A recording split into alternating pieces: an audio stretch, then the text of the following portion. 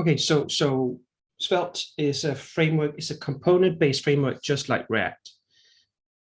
And it has the same, you should think about how to code in Svelte the same way you think about React. The only real difference is when you start up is the syntax of it. I'm gonna introduce it now. Actually, no, I'm gonna show you the same thing I showed you yesterday. Because why Svelte? Because there's three other frameworks that are more used, all of them older than Svelte. So there's Angular, I think. I'm pretty sure, Sarah, you know Angular. You're happy with it?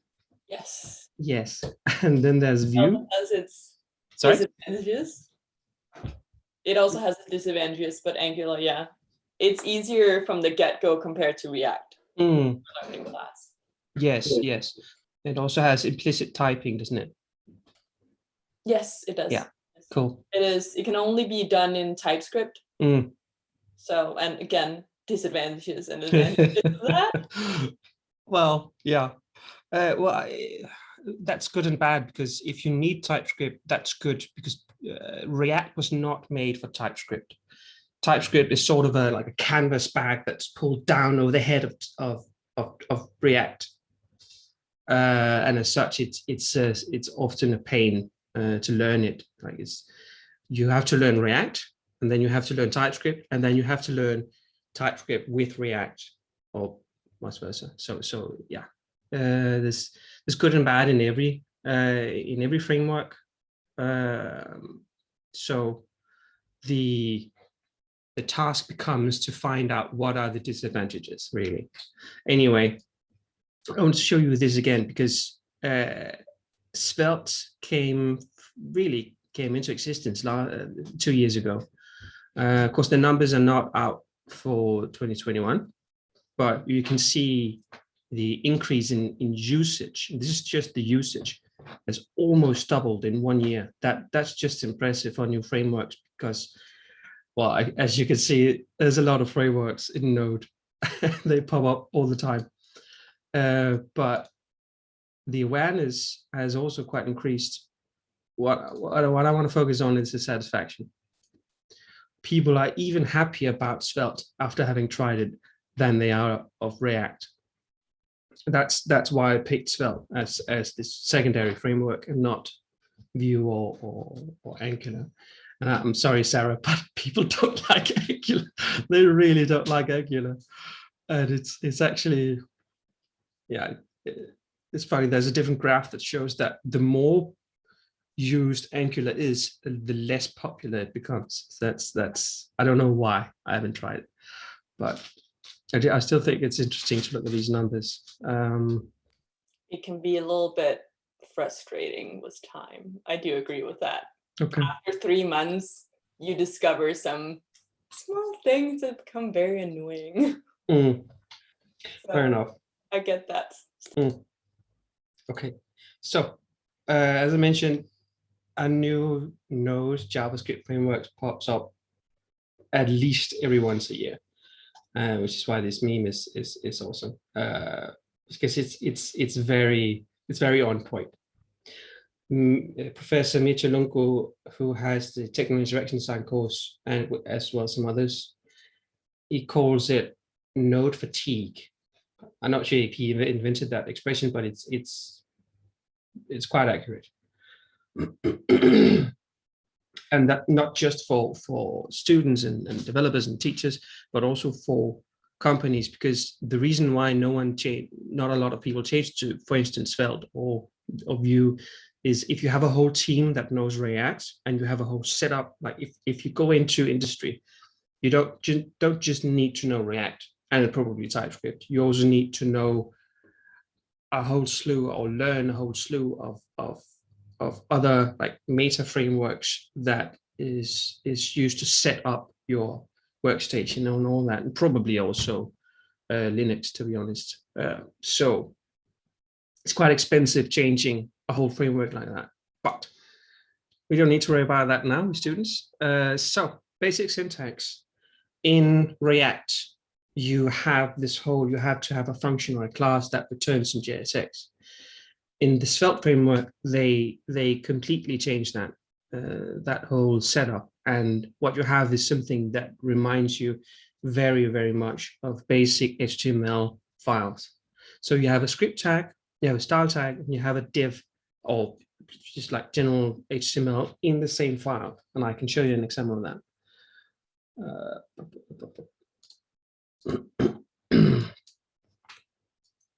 So if I want to write, this is the Svelte. It does, you are required to use this .svelte ending because it's a framework. It hijacks the compilation of your code. But the upside is this is code, so I can see, say,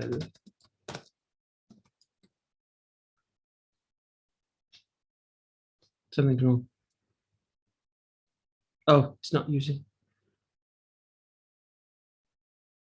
Right, it's because I'm. Never mind. And if you want to add style, this is a local style, meaning I could write a tag selector that normally in CSS, this would mean every single div in the whole website would get these rules. But in Svelte, these are local. So I can, even though this is a tag selector, I can just write whatever I want. And you'll notice that unlike in React, where you have to write these as JSX, as objects, where you have to write them camel case, this is actually CSS. It's CSS syntax, it's CSS rules. All of it is exactly like you would write it in CSS. You can also do IDs, and you can do classes, right? So the advantage here is you don't need to learn anything new. You just need to know CSS and JavaScript and HTML. That's that right off the bat. I think that's a huge advantage from Svelte, because you know by now that even if you know JavaScript, learning React is another thing. It's layer upon that. Like you need to learn how to use React syntax, props, and all that. So I think that's just right off the bat is makes it a lot easier to learn, which actually reminds a little bit about Vue, but I'm not going to go into that, so never mind. Going over, like, you know React by now ish, right? So I'm going to compare these things to how you would do it in React. So can someone tell me how would you write a prop in React in the component that receives it? Can you? I hope you can remember this.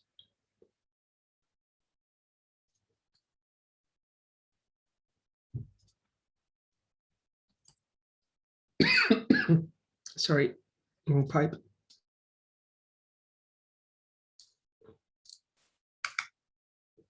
So if I have a functional component,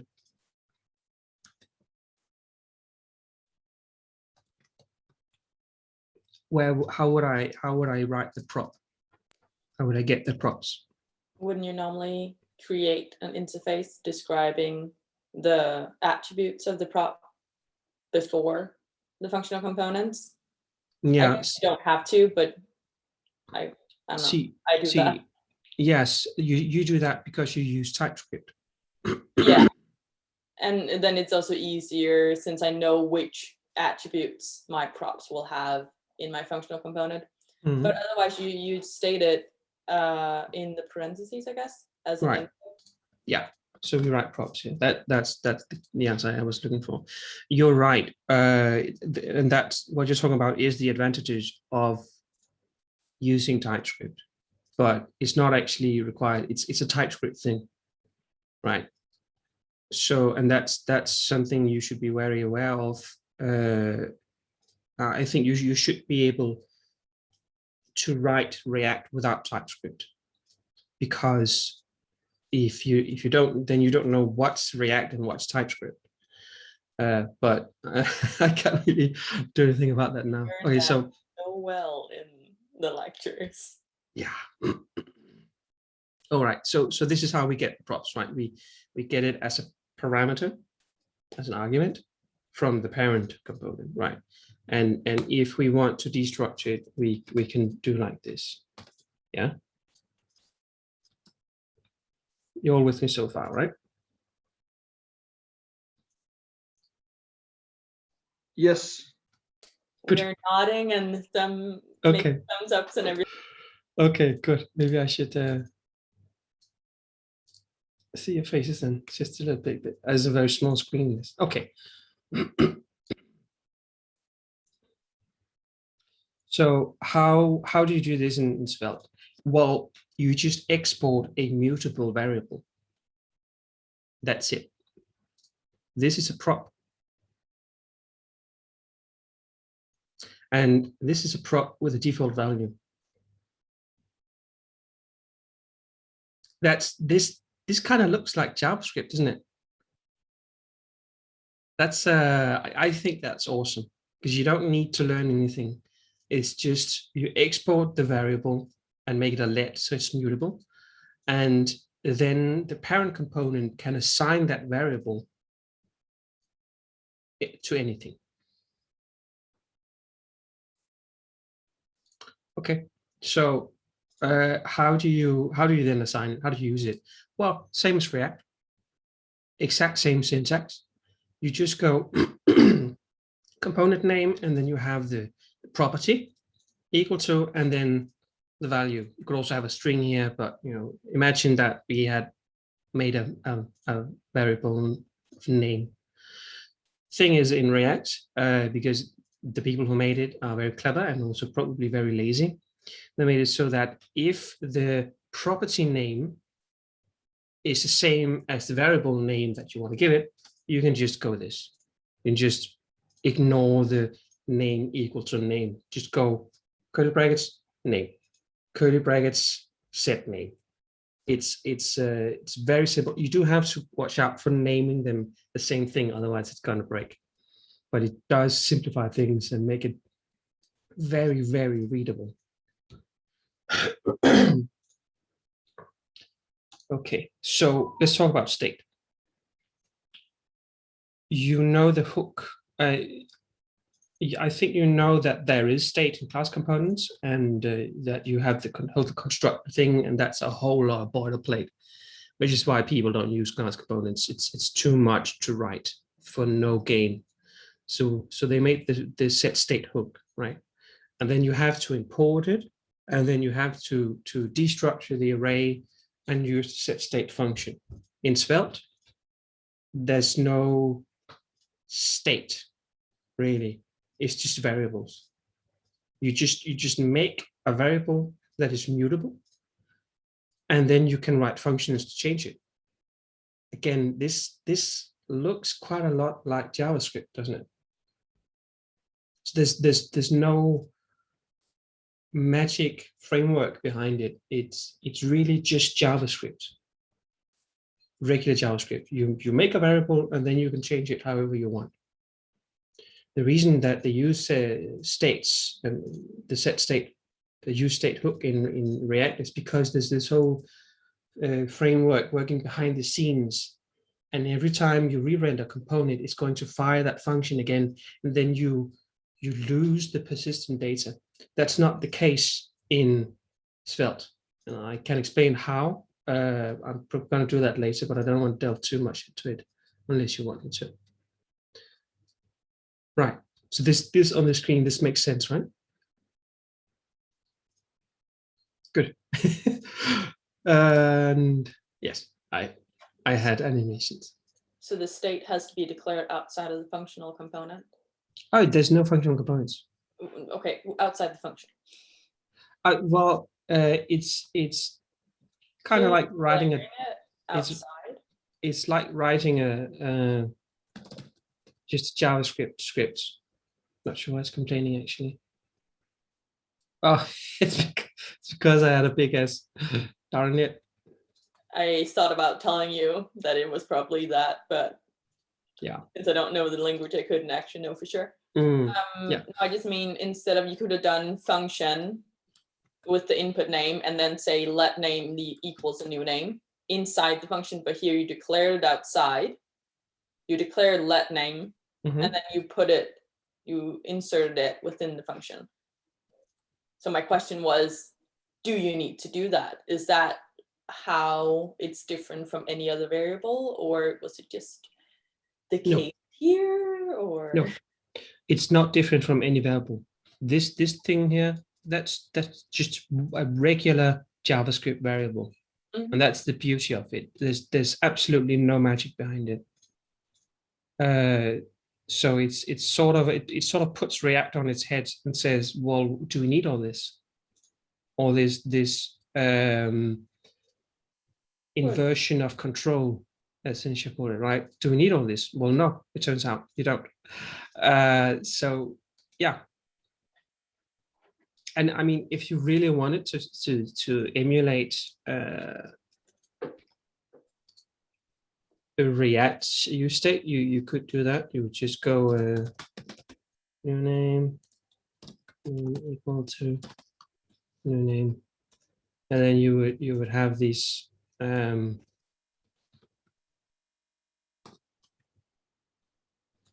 not like this, but I think you get the idea of it. Right, then you have an array of these, of the state and the set state. Right, you could do that, but you don't need to, because it's just JavaScript. Does that make sense? Cool. Yeah, that's, yeah. Okay, so let's talk about reactivity.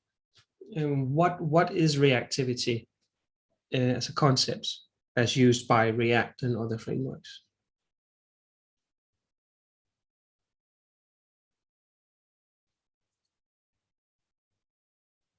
Can you put a few words on it?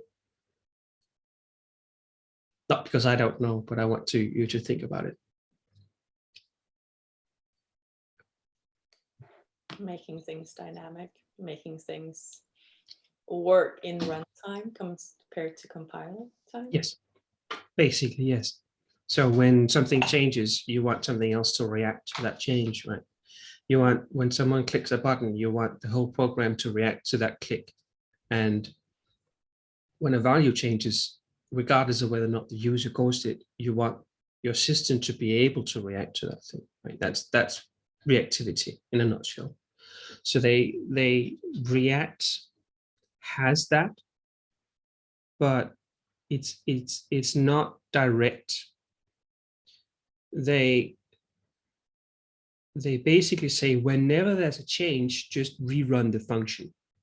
And whereas that is reactivity, it's a bit clunky in a way, I think.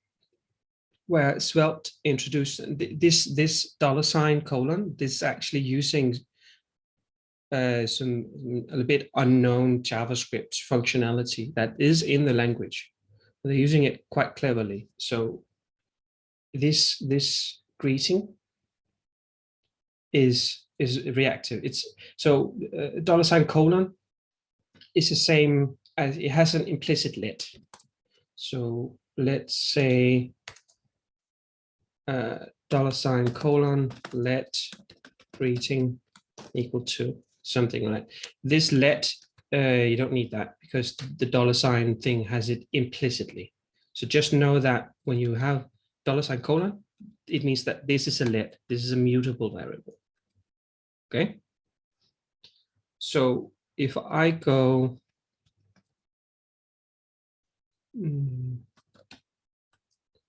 hello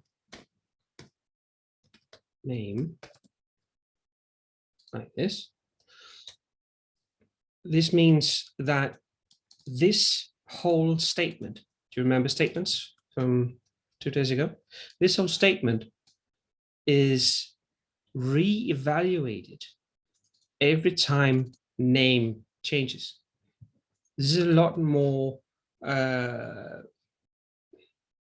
like fractional reactivity, whereas this whole thing is not a function and it's not refired every time something changes. this statement is re-evaluated every time name changes. That's a lot more useful. That's a lot more control over everything. And you can use it like you would use a use effect, for instance. So if we use this set name to change name, greeting would be redefined every time we change name. That makes sense? Cool. Yeah, so yeah, I have it on the slide. So if name is Jimmy, greeting will be a string that says hello Jimmy. And if you change that to Jenny, or it will just change and say hello Jenny. Cool. Given that the whole statement will be reevaluated, we are not limited to just assignments. You can actually do whole statements, like not function declarations, but you can easily do something that involves the invocation of functions, or you could just have an if statement.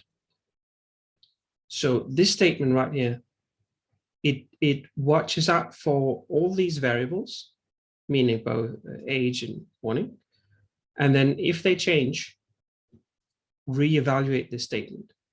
So this means every time age changes, it's going to check, is it less than 16? And if it is, it's going to run the code. I have a question. What about anonymous functions? Mm. Can you do that? Because that's basically a value that you assign with an anonymous arrow function afterwards. You said no, everything but functions, but this, an error or anonymous function, is a statement, though it's or a function disguised as a statement. So can that be done? Should be. Okay. I never actually tried it. I haven't coded that much in Svelte. No, it's a very good question. Because I mean, it's a segment in JavaScript. It's not giving me any. I guess what we could do is we could try this one a little bit different. So if we say greeting,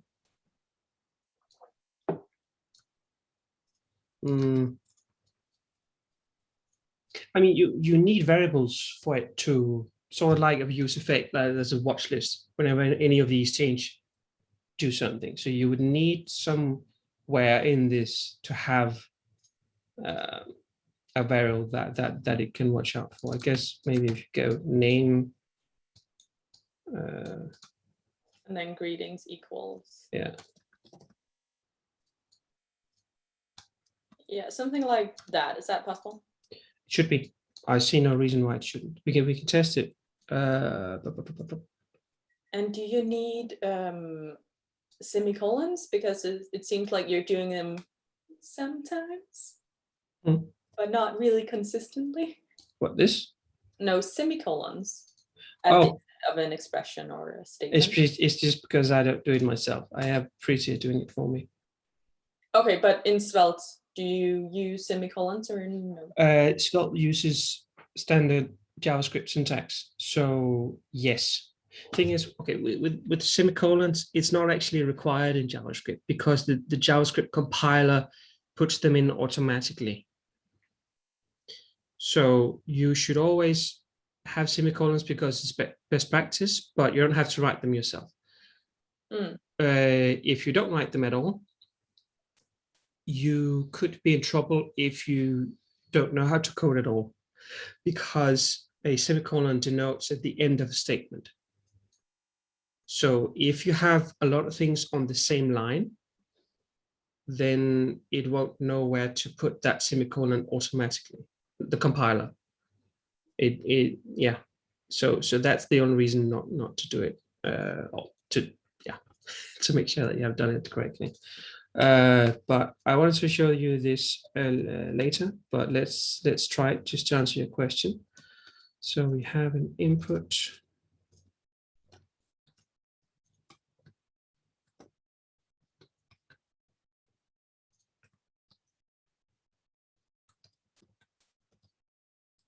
It's text. Right.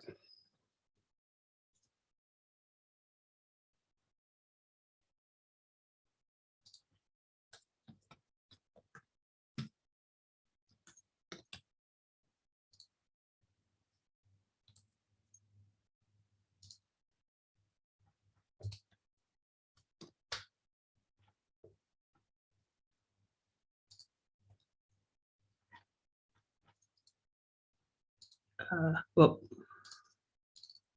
that Zoom thing is in the way. There we go.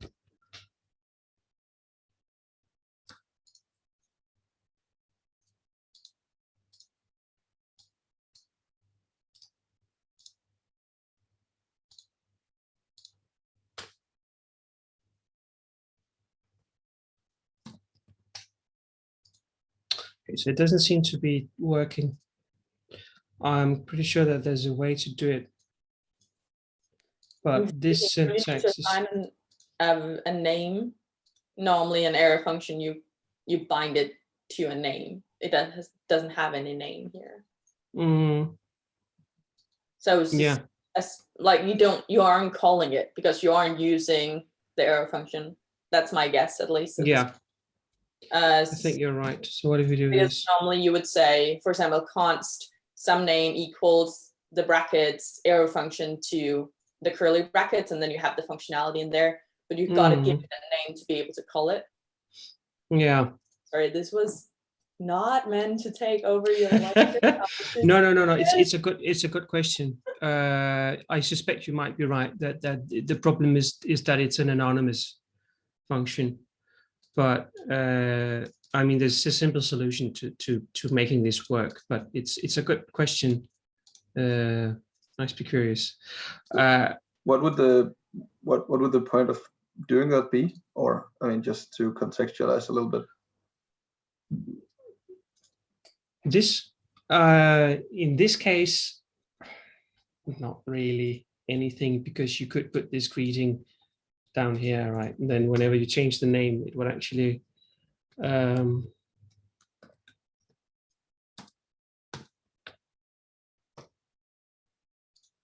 it would just, I mean, you don't need this. So this example is not useful, but you do have instances where you want something to change when something else changes. Just like if you have in React, when state changes from true to false, you might want to render something conditionally, and then you might not want to render the login button, right? So in these cases, it's useful to have reactivity. A simple string, that's not really useful, because as you can see, this works quite well. That's a beautiful website. It is a beautiful website, right? I love the font. Anyway, I'm gonna move on. We can look into this later on. There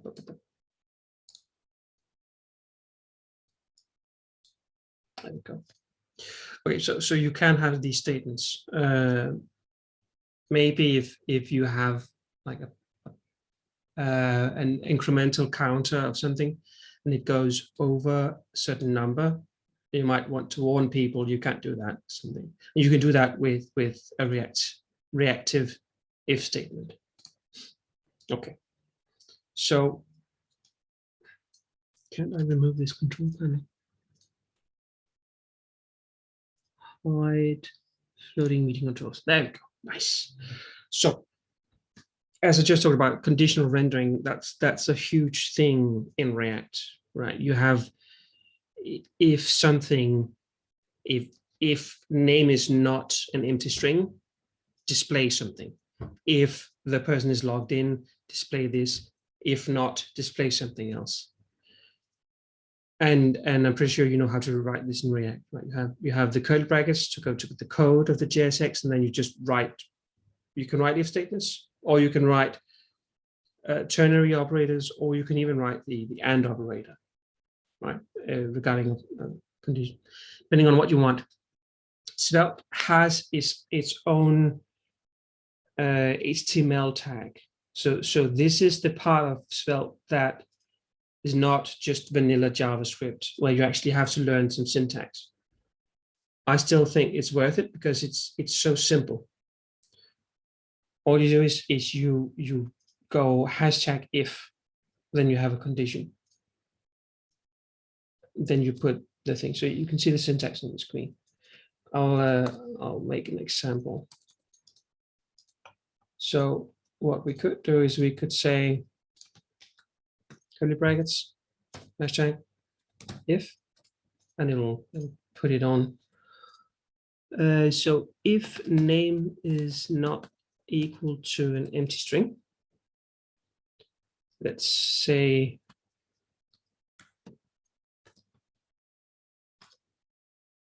no name, and then we can also have else's, which is colon else.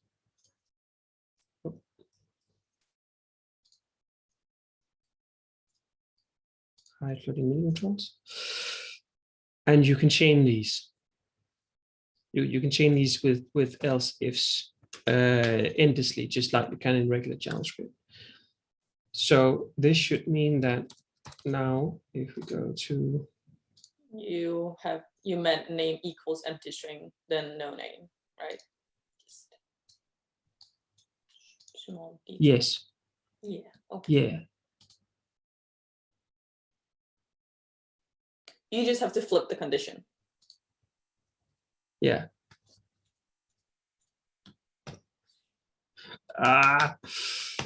There we go. Yes, you're correct. Live coding, yay. Okay. So like that. It's extremely readable because you don't have it's not that different from React, right? But it's more simple, it's more clean, it's more readable. I think you can disagree if you want. Okay, so you have conditional rendering, and do not like having this small screen. Oh my god, there we go. Yeah, conditional rendering, and then another thing that's very central to React is you have iterative rendering, where you map over an array, right? So you go items dot products dot map, and then you in that mapping function you return some JSX, right? This is fairly simple to do, and this is basically the same thing, except just like with conditional rendering, it's a lot cleaner, it's a lot easier to read, because you just again have this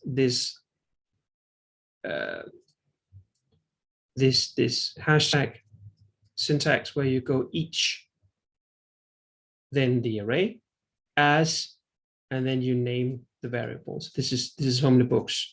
This is, you can write something. It's like when you have a callback function and you call I arrow function to I.name, right? And then you could, inside that, you can put whatever you want, and every single item of this array will become one of these, right? Make sense? So an example of that would be, Yeah, it sounds sick. yeah, it's so easy. Like converting React components to Svelte components is actually quite a lot of fun, because you're just thinking, well, that's it. What? And yeah, full disclosure, I'm not actually hired by Svelte. I don't get money from them. I just think it's so much fun. So if we have, It is a little bit counterintuitive having array as item and not for each item in array, which is the standard. Yeah, I was just thinking that as well. Other programming languages, but okay. I'm not sure I get, but normally when you have it for each, you say for each item in the array. Yeah. And then that's what you're going on. Here you're flipping it and saying for each the array as an item. Oh, yeah. That's true. It does feel a bit weird.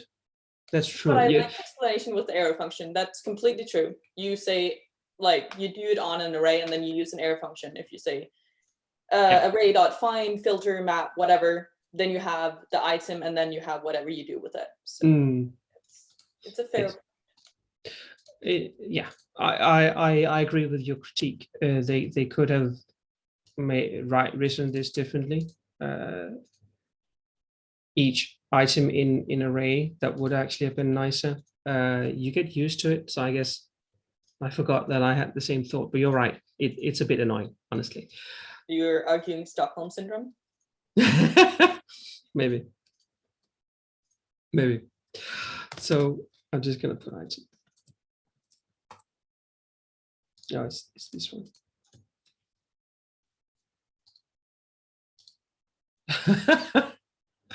Oh my god. There we go. Right.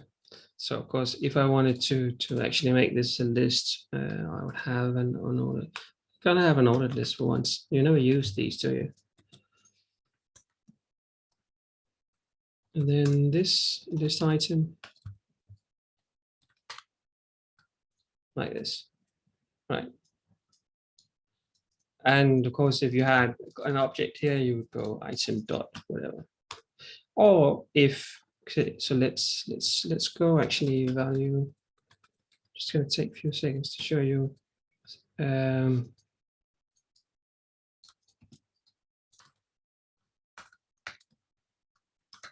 Let's just do 4.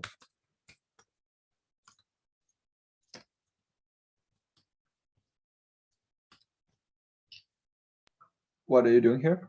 I'm making an array with values, but it's objects now instead of numbers. I just want to show you that the cool thing about this is you can use your also knowledge of regular vanilla JavaScript. You can do this in React. Well, I just want to show you that you can also destructure it here. So you can go value. Oh, go away. Value. Instead of saying item, you would now have to go item.value. This is if you have objects, maybe you have contact information on people, right? You have to go person dot first name, last name, phone number, and all that. You can destructure them in here. So you can go like this. And if you also had, like, if you have more, you could go like this, right? Just to show you that useful little trick in this syntax. Right. So that's iterative rendering, as I call it. I'm not actually sure what other people call it, but I call it iterative. So yes, next one is async, the bane of many React students. And usually, yeah, you always use a fetch, right? You fetch something from an API, or you're waiting for something to come in. And you had to do this in your mini project. And I'm sure that some of you struggled like I did in the beginning with it. Svelte knows that it's something you need to do, so they also made a custom syntax for it. You still need to know a little bit about asynchronous stuff, like what is a promise to use this. But how you would write it is again extremely easy and simple. So you have this await block where you can say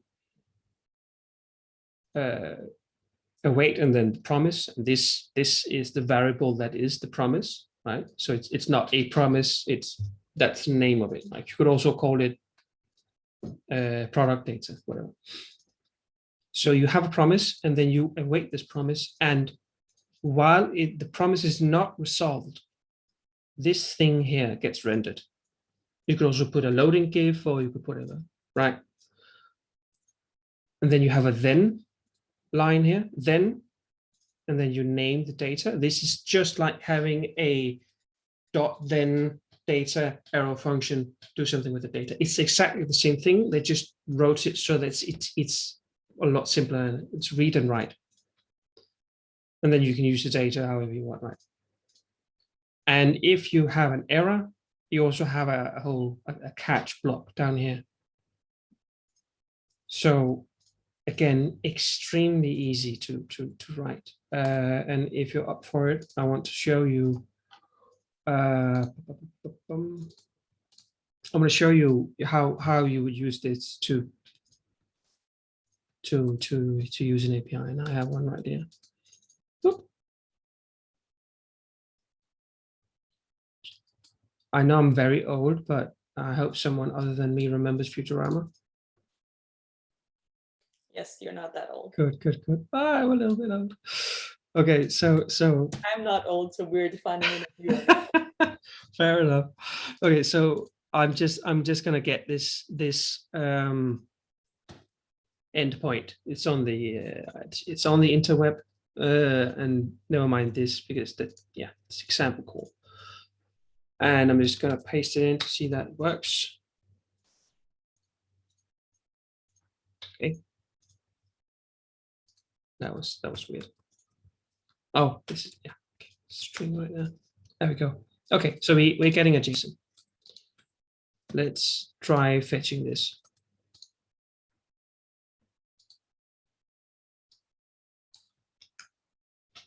Now this won't work.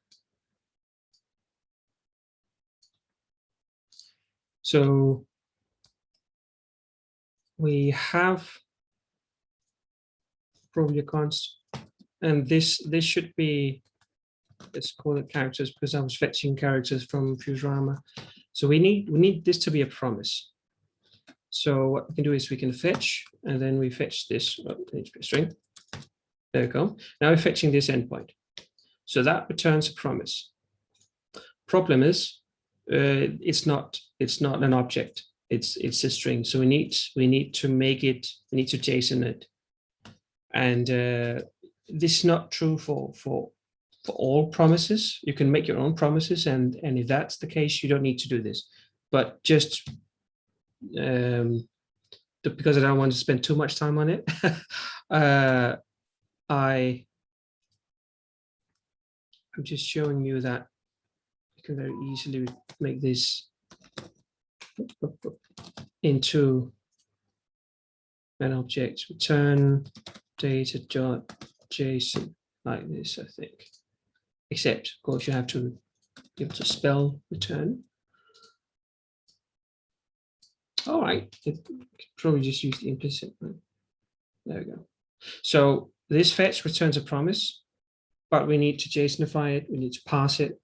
So I use a then.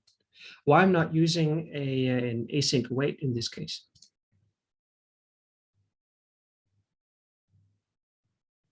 Didn't you want to show us the step for the implementation so you can show the loading? Sure, but I need to fetch this before I can pass it with JSON. So why am I using a dot then up here instead of async await? Doesn't it automatically wait? No. Oh. If I just had characters equal to fetch this, and then I console logged it, it would console log a promise.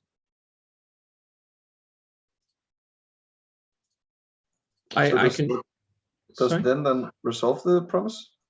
Then it's sort of like a callback that is called when the promise is resolved. Yeah. Okay, so that's sort of what I meant. I meant when you did the dot then, you did an implicit await because it's only.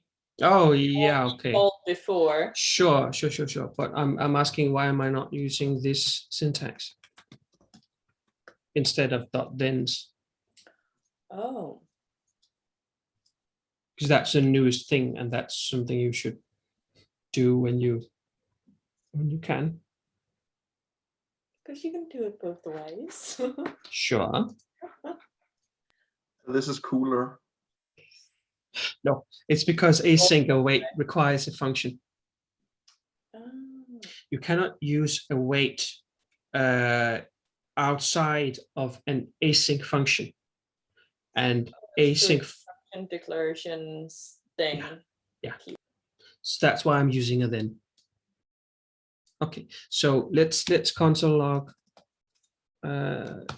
That's why we did it the way we did it in React. So if we had an effect, and it was easier to use the then on the promise, because the effect itself, we can't declare it as async.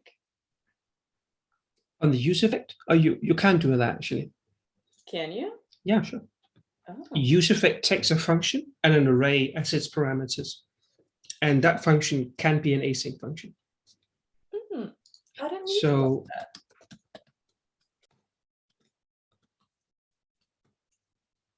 this is the normal syntax for one, right? And this is the watch list. This thing right now, what's that? What's the type? Function. That's a function, yeah. So I don't exactly remember how you would write it. I think you would just write it that like this, and then it's an async function. I'm not sure how that works with use effect, but I think it works fine. I used it sometime. Yeah.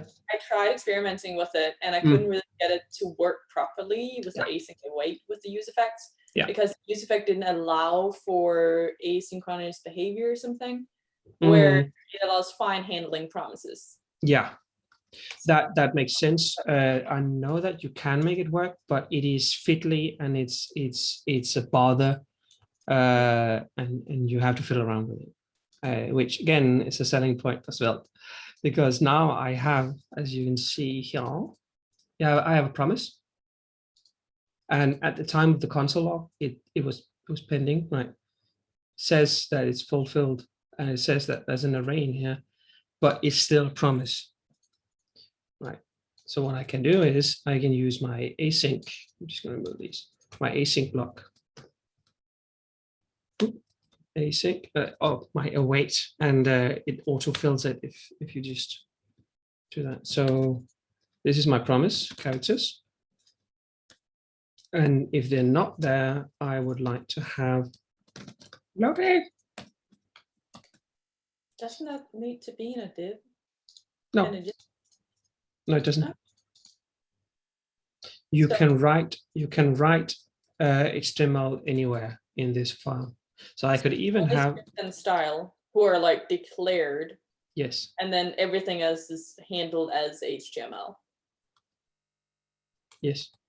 Exactly. With whatever framework you're doing and what that allows. So it's basically a SML file, right? Where you, fair enough, you have the head that where you can put scripts and all that, but you can actually put a script tag in the body of an HTML file. You can do this, and then it will fire that script.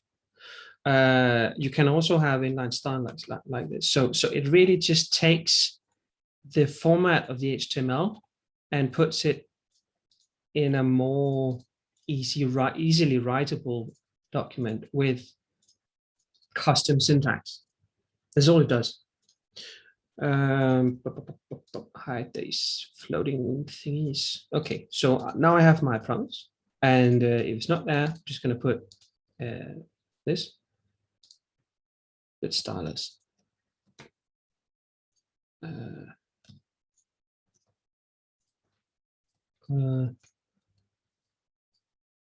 Let's make it brown. And what I want to show you is you can actually also have something here, and it'll just interpret this as from top to bottom without the style thing. So it's very cool. Anyway, now this is where we name the data. So we can also destructure it here.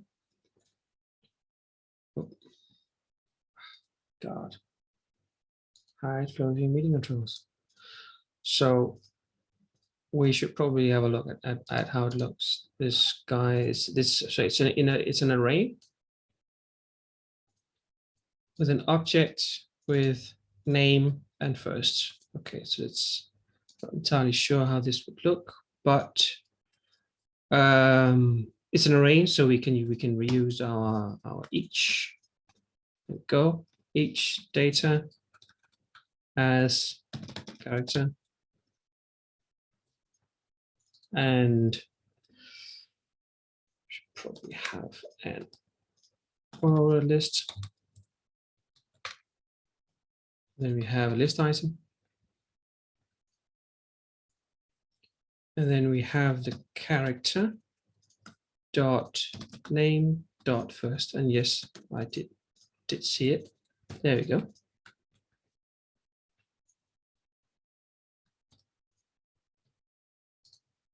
Ah, is that easy? Refresh. Refresh. So one character does not have a first name. Yeah, I noticed that too. It's kind of funny, isn't it? But Not yeah. your fault though. You can find out who it is by calling last name as well. That's true. Yeah, you can do a lot of easy fun things with this. It's this one. So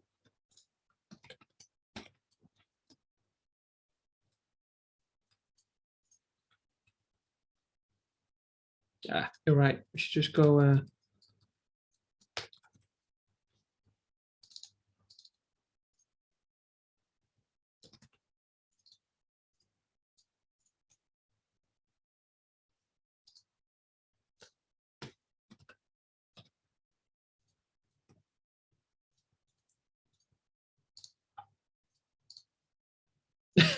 It's lure of planet Omicron Persei I8. Awesome. That's actually fun. He doesn't have a first name. Ah, the more you know. So did it interpret the space just because you made a space? You didn't have to like Yes. because there's a space between first name and last name. It just does that because you put a space there. So if you delete that space, then it just okay. Wow. Okay. Yep. So this is just like writing HTML, and then you just. Oh yeah, it's because it's in a list object, of course. Yep. Okay, yeah, didn't think of that. That's pretty cool, isn't it? Yes. Okay. Enough drooling. So that's the async await block, and it's when you practice it a little bit and you learn how to use it, it's actually very, very useful. It makes things so much easier, and it also means that you can avoid a lot of flickering. In my thesis project, we use Svelte, and in our extension pop-up, there used to be a lot of flickering because we have we like to play a little bit, and so we have a theme change. You can change the theme color just like in VS Code, right? Because why not? So when you change that, it flickered if you had it in the non-standard. So we had a default theme of some colors, and if you didn't have a default theme, it would set it to default theme, then it would load your settings from local storage, and then it would change it. I changed that to just get it as a promise, and then wait for it to be resolved, and then load everything. So it means that there's a fraction of a second where there's nothing, and I can change that by fixing that. But you don't have this color flicking, so it makes for a much more smooth rendering experience when you use promises like this. You can do that in React as well, but who would bother with that? So yeah, async. Okay, so let's talk about slots. Not slots, but slots. In React, this is called children. And I showed you one example of that yesterday, if you remember it, or if you were there at all. So children in React is the same thing as here. So it's basically it's using the same syntax as HTML has. Like there's a few tags that doesn't do it. Something like input doesn't have an opening and a closing tag, just have one tag. And this is how components are usually written, right? It's you usually have a component like this. Oh. But what if you want to use it like use a normal div? You can do that in React, where you return children, and these are gotten from props. So if you don't destructure them, it will be props.children, right? This is a default value of props. You don't have to create it, you just have to import it. And then everything inside the component, stop me if you've heard this one before. Everything inside the component that gets rendered as children. So you can put whatever you want in here, right? Same thing in Svelte, except they call it slots.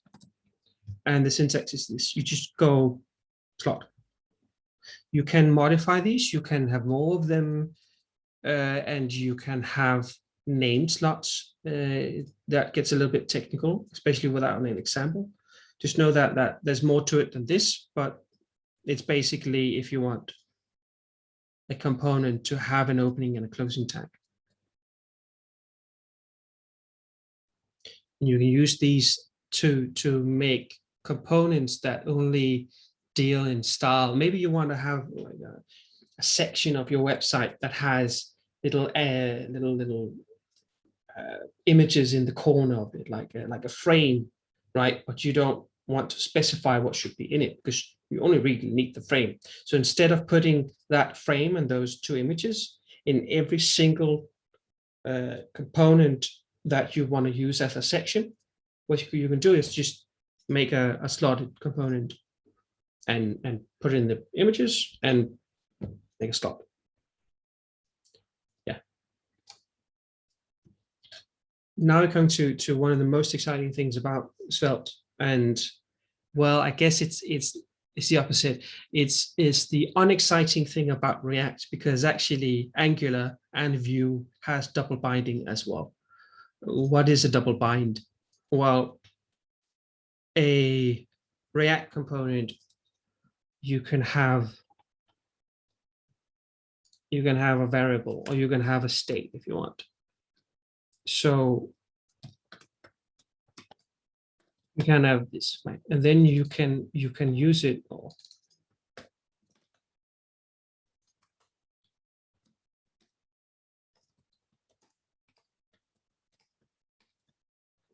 Then you can render it in the return statement of your component by just writing in curly bracket state. That's a single bind, meaning you bind that variable to something in it, just like we're doing here with these names in the first and the boy, right?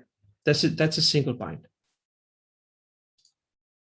A double bind is what I did before, showed you, where you can say, well, whenever this thing changes, change the variable. So it goes both ways. Usually in React, you would do this with an onChange event, right? You probably did this. And it's very easy to do this with states, use state hooks, because you can, whenever the onChange fires, you can call this set name, right? So you have a state and a button. You're just not talking, right? I'm not, they didn't fall out or anything.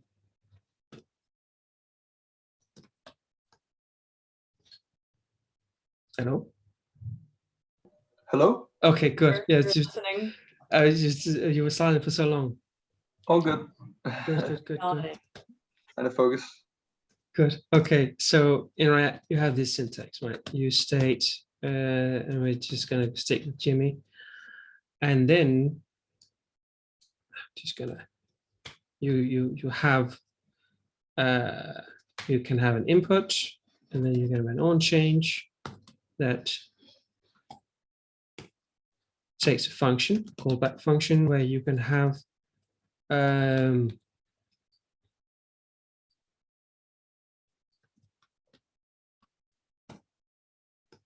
correct me if this is wrong, but I think it's like this. And then you have the onChange, this kind of case, where you have this set name to the new variable, right? To, that's weird, I can't actually remember how you write it, but something like this, right? You have to have a whole thing, a whole function that is called when the change event occurs. You don't need this in Svelte. What you can do is you have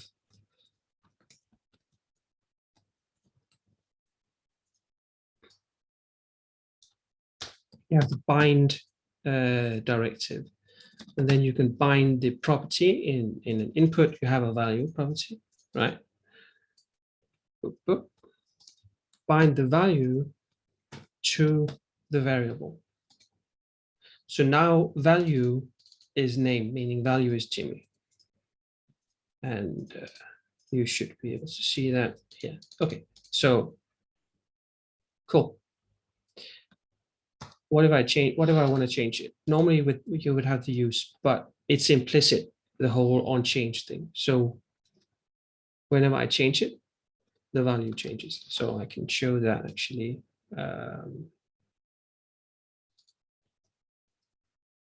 Can you just do a console lock? Sorry? Can't you just do a console lock or something? Yes, but I wanted to console log every time it's changed. So just do an alert. No, please. I have post-traumatic alert something from a security course we had. Yeah, we had to hack and alert something, and it just blew up. Never mind. So if name is not an empty string, console log name, this should work. Yeah, there we go. So you see, this is the value, the variable name, and it's just it's bound to each other. So every time that variable changes, this what is the display of this input field changes. But every time the value of this input field changes, the value changes. So it could have been useful for the verification. It's useful for forms, yes. You could have a form where you have input fields, and then you just go, well, bind it to this value, bind this to the name, bind this to the email. Yes, bind this to the password. It's just like you would use the use state with the on change set state in React, except this is cooler and a lot easier and a lot more readable and less code. And this you can do in Angular as well. Yeah. You have the same concept in Angular. You have double bind where you say, well, affect each other. You can actually choose. You can have that's nice. Of the ways and a double bind. So depending on if you use, I think it's round, square, or both of them at the same time, it depends on the direction, and both would be both direction. You can choose which way you want to forward the data, which is kind of nice. That's actually cool. Yeah, I mean, here of course you can also have a single bind. You just go value equal to name, right? So now the variable doesn't change when I change this, but whenever the variable changes, the value will change. But yeah, interesting thing, you can also bind to components. So if I made a component dot svelte, and then I'm gonna make prop. So I export let name, and then I just gonna copy this paste.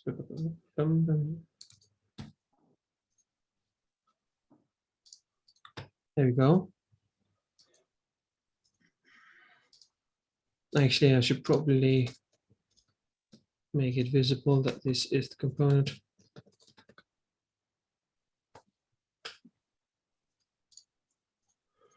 And this is the app. Okay, so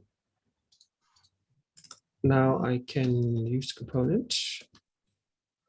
And usually I could, like, if I just want to import the prop, I could go name, right?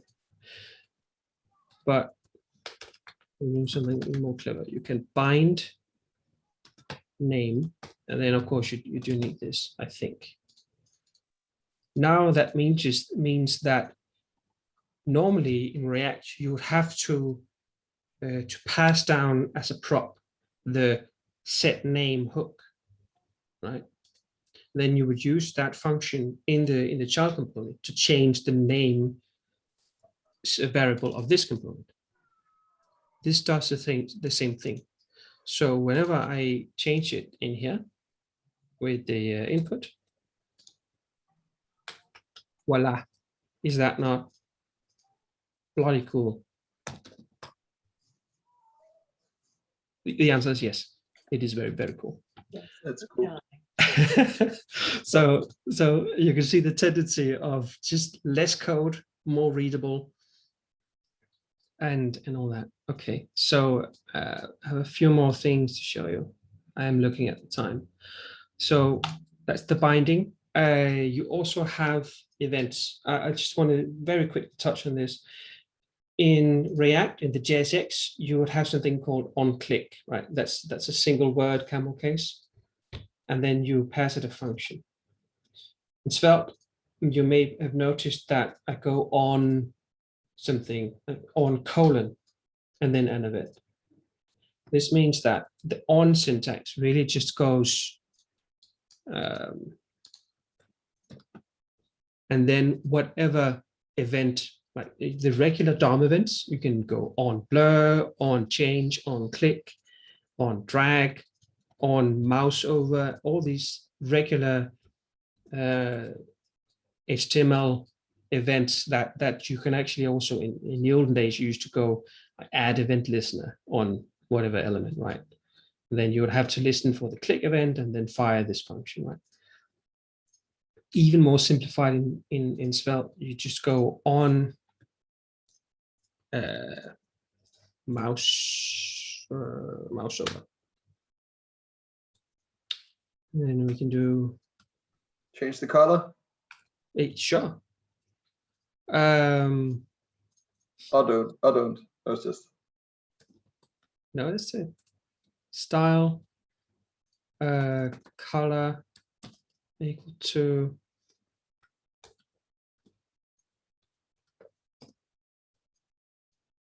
okay, it doesn't want to do that. Color is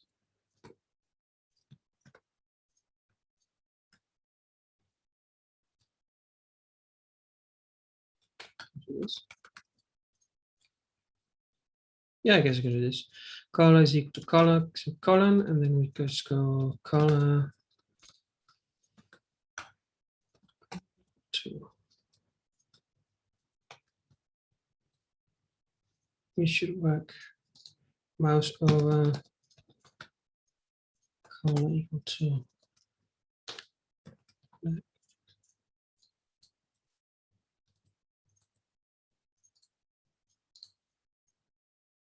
There we go. Changed. Now, of course, it permanently changes it to blank. So I would need to add another event on mouse over. No redos. What? No redos. You mouse over once and it's done. Actually, yeah. There is one called mouse out.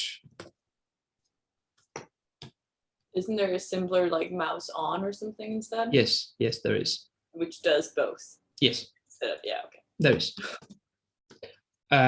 Yeah, no, you're completely correct. But this is not cause on DOM events. Although that is actually exciting. Color to red. No, actually, let's say purple, just for fun of it. Purples.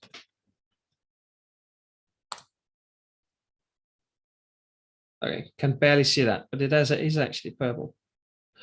And yeah, so that's very fun. The even more fun thing about Svelte is you can make your own events.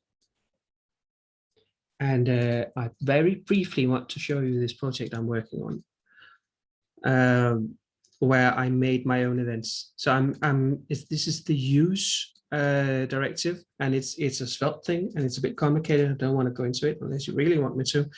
But basically, I'm defining my own events. So when I go use zoomable that I imported from this file, I am saying, use this script file.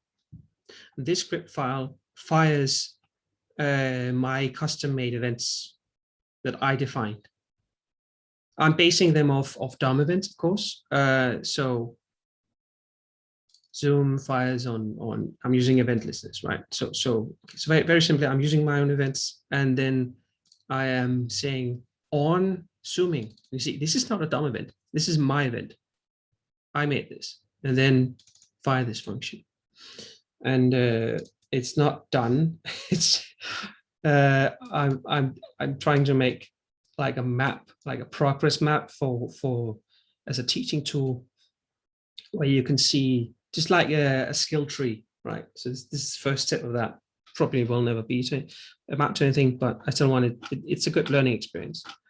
So it's really hard getting these algorithms to work properly, because you can see there's a difference. Anyway, this is me, like from the ground up, making my own events and firing functions that modifies the CSS and the size of things. And I even made it. I'm touching my screen right now because I have a touch screen. I mean, made it pinchable. Oh, there we go. See, it's not done. Well, this is some of the cool things you can do with Svelte use directive and on syntax. So again, very, very cool, although a bit complicated and not, I guess, exactly for beginners. Well, I mean, beginners until you try it. So that's the very short introduction to Svelte. There's a lot more things, as you can see. There's this. You also have context in Svelte, so don't worry about global states. You have context, and it's very simple. It's very easy to use. The actions was what I showed you, is the whole use thing. You have animations. Actually, I want to show you this because it's so cool. This is extremely simple code. You can see it's all in one file, but this is a whole to-do list in one file. So it's not actually that bad with styling. So what you do is you use the transition. Where do you have the HTML? Here we have the HTML. So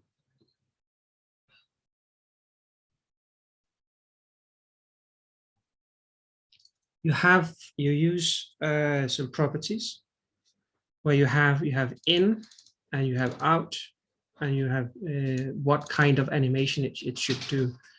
And the result of some relatively simple code is you can do like this. Are these standard animations that are part of some library, or are they defined by yourself? These are defined in the Svelte library. Okay. And they have a whole slew of different algorithms where you have easing functions that go. There's actually a very nice video. If you want to, do you want to see more about this in a few seconds? So then I can find the video. Sure. Okay. Very, very competent young man has a YouTube channel called Svelte Mastery. Very exciting. Oh, no. And he has one on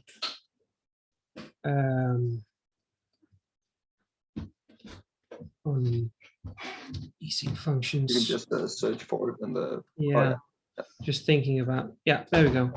Just going to share my sound. And this is not behind a paywall, so I can actually keep this.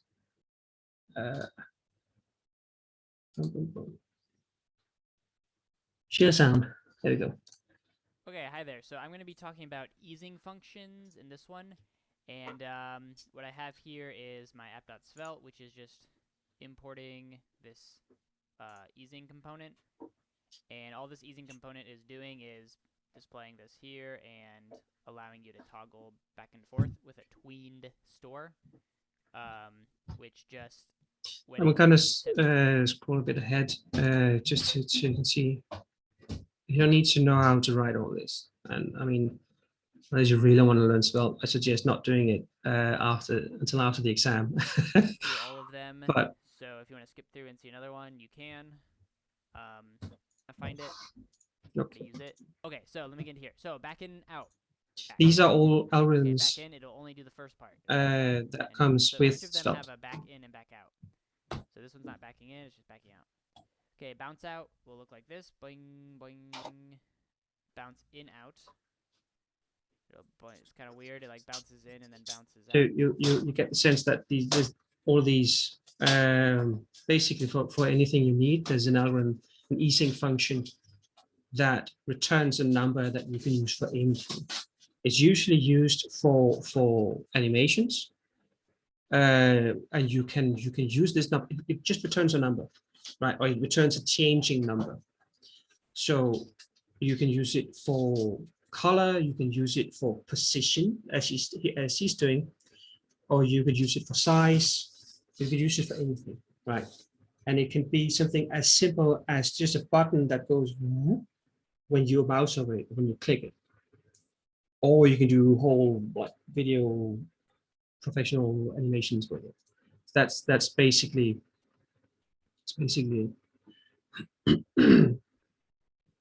yeah. So that's transitions, animations, and motions is all about library ready animation functions that you can use. It takes just a little bit of fiddling to learn how to use it, but once you get it, it's extremely easy, which is, well, you know, the whole Svelte thing. Stores is also very, very exciting. It's a whole level of abstraction that you can use, but I don't want to go into it. So that's yeah, that's my introduction to Svelte.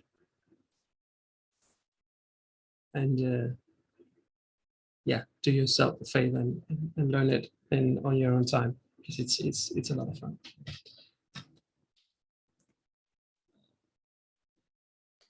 Yeah. Thank you. Yeah. Very interesting to see.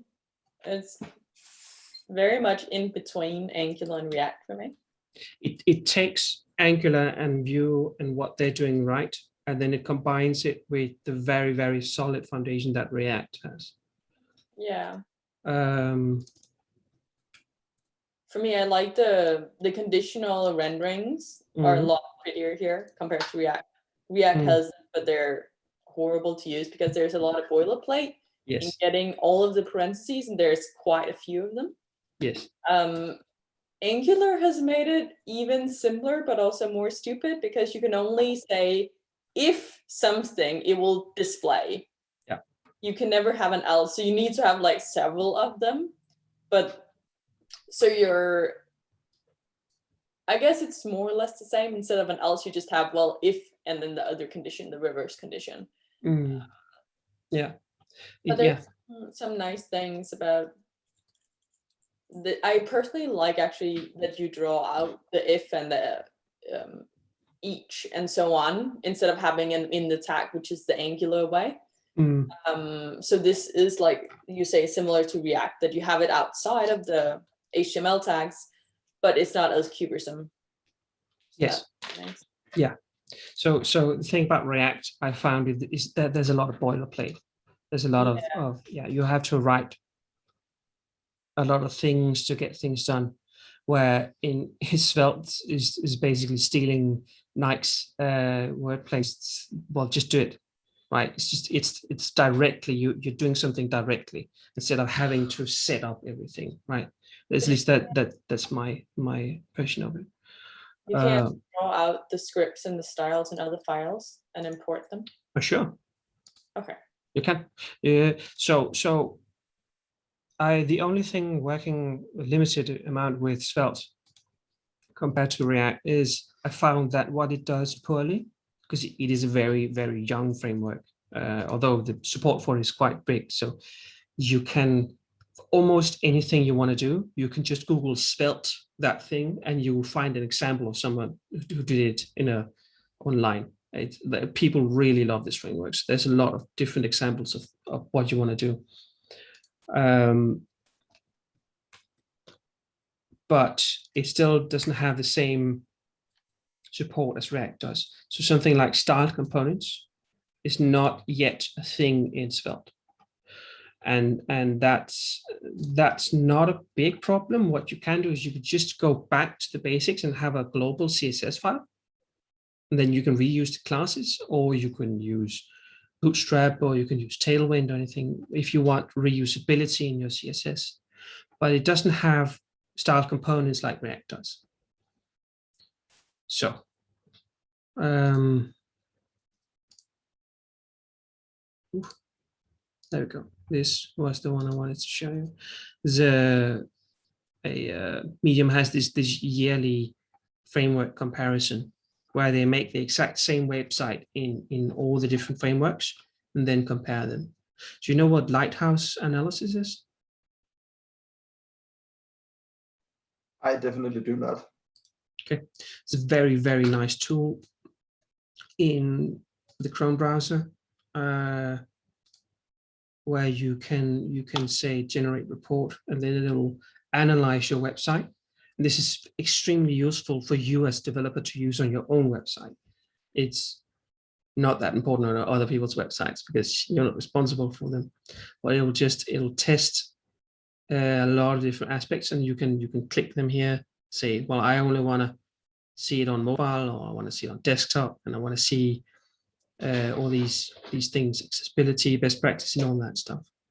I actually should have done desktop, whatever. So then it'll say, okay, that's, oh my God, because a Medium has absolute horseshit performance on mobile. That's good to know. Well, it's not good to know. It doesn't really matter. But you can use it on your own websites. So this is the tool they used on the same website built in all these different frameworks, right? And what they found was that blah, blah, blah, blah, blah. It's a lot of interesting stuff. But as you can see, React using MobX, which is the same as it's a different global state management tool. So it's an alternative to context. React and MobX has it's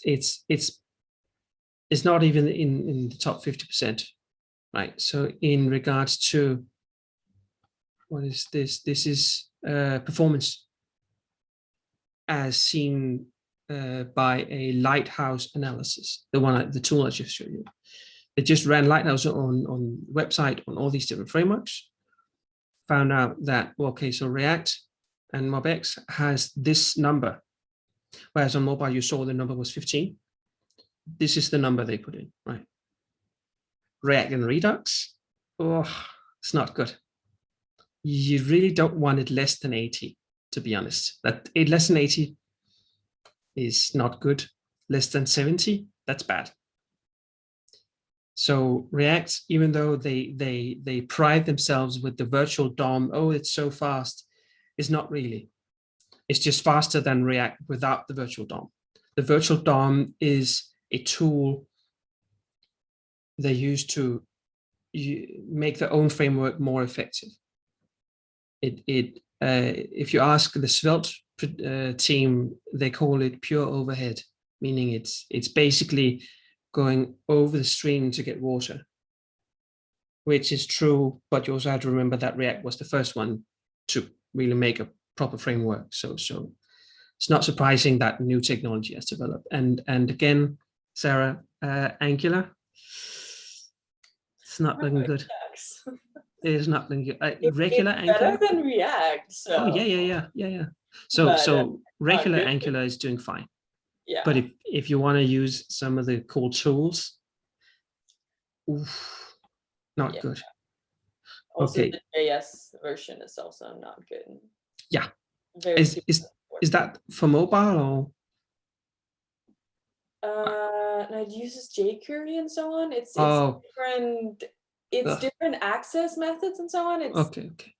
It's recommended not to use it at all. Fair enough. That makes sense. But as you can see, Svelte. Ouch. That's effective. Like compared to React and Vue and Angular, that is impressive. Entirely new framework, and it just goes no performance issues, whatever. This is not just the app they made with all these. It's not just what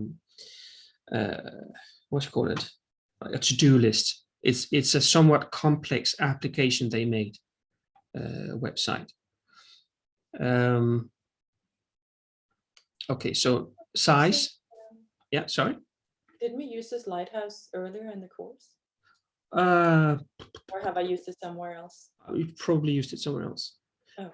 We were introduced to it. I don't remember using it, so I don't think so. Yeah, we used it. We were introduced to it last year. It's a very, very nice tool to know about if you want to have worry about efficiency and all that. And also, remember the user interaction and design by usability heuristics and so on. I feel like this was in there. Maybe I showed it to you. Might have been. Okay. Never mind. So let's talk about size, because size matters. It does. The bigger something is, the longer it takes to download it, right? So size does matter, and some people have slow computers, old computers. Some people use mobile phones. So again, Angular with these tools, I don't know what these tools are.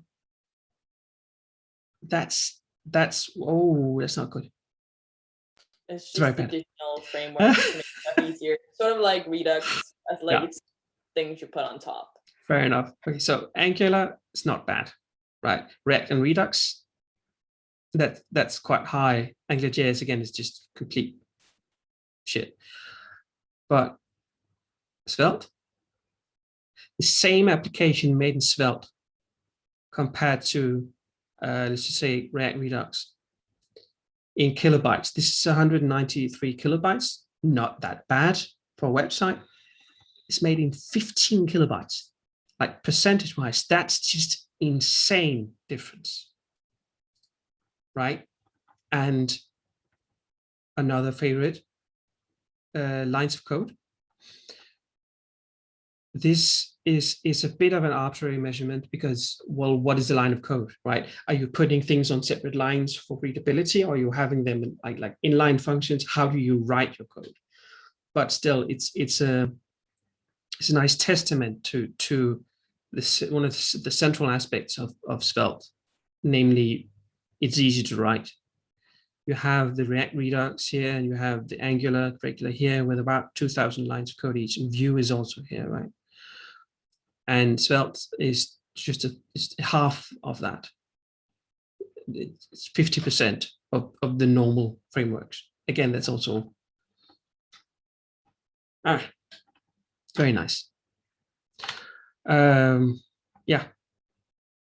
So if you want to write code for yourself, do yourself a favor and learn Svelte. It's so much fun. If you want to get hired, definitely you know React, and then you can always say, well, I also know Svelte, and then you can be like exotic and all that. So it's not recognized by commercial industry because actually, no, not yet. Not yet. Also think about, so the hard thing is always like, if there's a startup, sure, it'll be great. You can use this because if you don't have anything, you don't have to deal with legacy systems. Yes. But most companies today already has a front end in web, and they're not gonna reprogram everything just because, oh, this is cool. You don't have money for that in industry. So it will take years for this to be stable enough to be like, to also just get into the actual environment in the industry to really catch on. Exactly. I think it's going to happen simply because of the numbers you just saw. But you don't, even if you had the interest and the incentive to rewrite your whole application in Svelte, again, it's actually quite easy to convert a React component to a Svelte component. But even if you wanted to do that, sorry? What about the old frameworks? It's not necessarily as easy. Also depends on how much code you have. Sure, it does. But it might take down to a month depending on how large your thing is. But even if you wanted to, you have a whole team that knows a very specific set of skills because you taught them that, right? Companies spend a lot of money getting in experts to teach their teams a specific tool, like Vue or like some kind of shopware or something, like to change a whole framework. That's expensive. So yes, it is going to take time, which is also why you should, if you pick one framework to know, make it React, because it's just the most used. But knowing more frameworks is not a bad idea. I intend to at least put my nose in the other two, Vue and Angular, at some point. But as I mentioned, as I showed on this graph, usage, it is gaining popularity. So I don't think it will be that many years from now where you can actually get jobs as a Svelte developer. New York Times uses it. COVID Live app logo. That's embarrassing. What? Yeah, I don't know. I don't know. Bundesministerium für Gesundheit. Yeah, chess.com is actually a huge website as well. Yeah. So Avast. oh god. Philips. I would say it'll take years. Oh yeah. That's no. I'm not disputing that. Right? I'm not disputing that. It will take years, but it is on its way. And my personal apprehension is that something like Svelte, maybe not Svelte, maybe there's a new thing out soon. Again, it's a new framework born every second.